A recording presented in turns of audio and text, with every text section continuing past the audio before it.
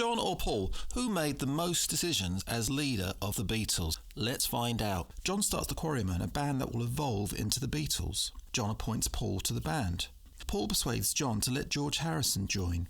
Bedraggled and defeated after getting booted out of Hamburg on their first trip there, Paul's father makes him get a 9-to-5 job.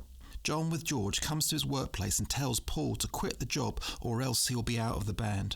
John insists that Paul play bass after Stu Sutcliffe leaves the group.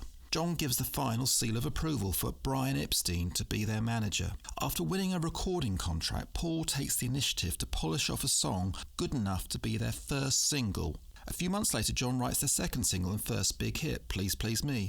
John's performance of Twist and Shout is the standout on their debut album. John and Paul share lead vocals on the singles From Me to You, She Loves You and I Want to Hold Your Hand. Paul sings lead on Can't Buy Me Love. John's songs dominate the album A Hard Day's Night, and he sings the singles A Hard Day's Night and I Feel Fine. John is the principal writer on the singles Help, Ticket to Ride and Day Tripper.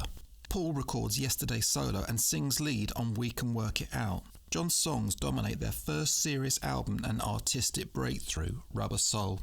Paul's songs dominate Revolver. Paul sings lead on the singles Eleanor Rigby and Paperback Writer. Paul comes up with the concept of the Beatles pretending to be another band to get them to think outside of the box for Sgt. Pepper's. Paul writes most of the songs on Sgt. Pepper and his drive dominates the album. John writes All You Need Is Love for the world's first telethon. Paul takes charge of the Magical Mystery Tour, music and film, both of which are a misstep. Paul sings lead on Hello Goodbye. Paul sings lead on Lady Madonna.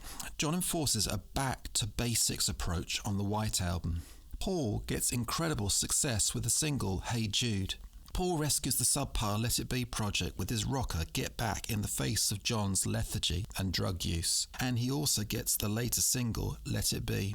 Paul persuades George Martin and Jeff Emerick to return for a full production sound again on Abbey Road, delivering what many see as the group's best album. John sings the single Come Together.